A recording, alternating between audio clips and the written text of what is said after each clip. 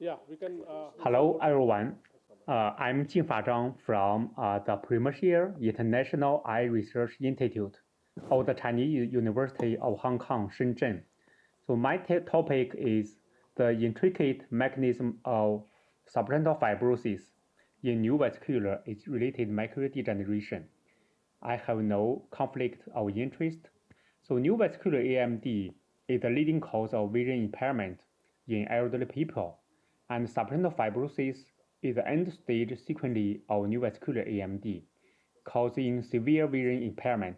And currently, there's no effective treatment for subretinal fibrosis. And the prevalence of subretinal fibrosis increase over time. For example, at 5 years, the prevalence of subretinal fibrosis is about 56%. So we all know that for the neovascular AMD, intravitreal injection of anti-VEGF drugs are very effective to treat this kind of disease.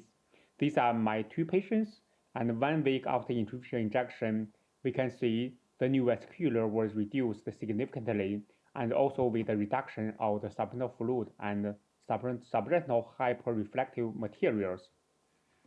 And for most people, that after with the treatment of intravitreal injection of anti-VEGF drugs, the visual acuity was increased.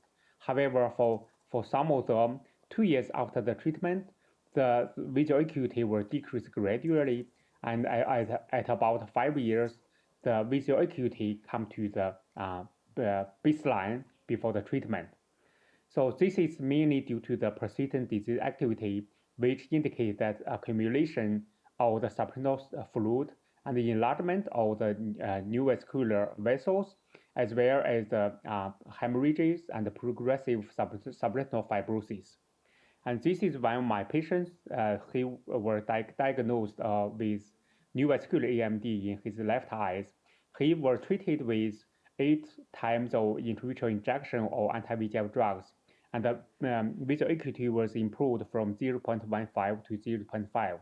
However, at the last time of his visit, we can see this patient still has the persistent disease activity, includes existence of choroidal neovascularization, subretinal fluid accumulation, as well as the subretinal fibrosis.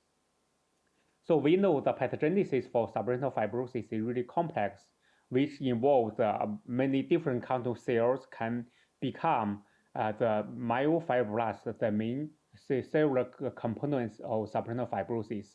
And also these cells can secrete a lot of different kind of extracellular matrix, so makes the subretinal fibrosis is really complex. And in the past several years, our group have studied the mechanism of subretinal fibrosis. So we found that the choroidal parasite can be involved in subretinal fibrosis through the mesenchymal transition into the myofibroblast PMT.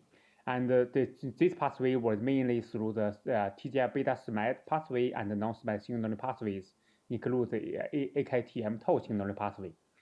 And also we found that RPE cells can be involved in the subretinal fibrosis through the epithelial mesenchymal transition, and via the different signaling pathways like 1,5A beta-catenin, SMAD2/3 ERK signaling pathways, and so it indicates that RPE cells are involved in this subretinal fibrosis. Actually, the subretinal fibrosis involves different kinds of cells beside the choroid parasite, RPE cells. Other cells are also involved. For example, the endothelial cells, macrophage, fibrocyte, etc. all can become the myofibroblast via mesenchymal transition. And to find the treatment for this subretinal fibrosis, our group found that one inhibitor is called, one molecule is called gamma secretase inhibitor, RO, can significantly increase the subretinal fibrosis as well as the choroidal neovascularization through directly inhibit Notch signaling pathway and indirectly inhibit the ERK signaling pathway. So we also found another molecules we call the luteolin, and this molecule can also inhibit the CNV and the subretinal fibrosis through the SMAD2/3 and YAP signaling pathway. actually, the mechanism for subretinal fibrosis is really complex. So the red color labeled here are the reported signaling pathways or molecules are involved in the subretinal fibrosis, and the square colors, the square with the green colors indicate that the study is the molecule to inhibit the relatively signaling pathway. And so that means the subretinal fibrosis is really complex with different molecular involvement, different cellular components, and also the different signaling pathways. So that's all. Thanks.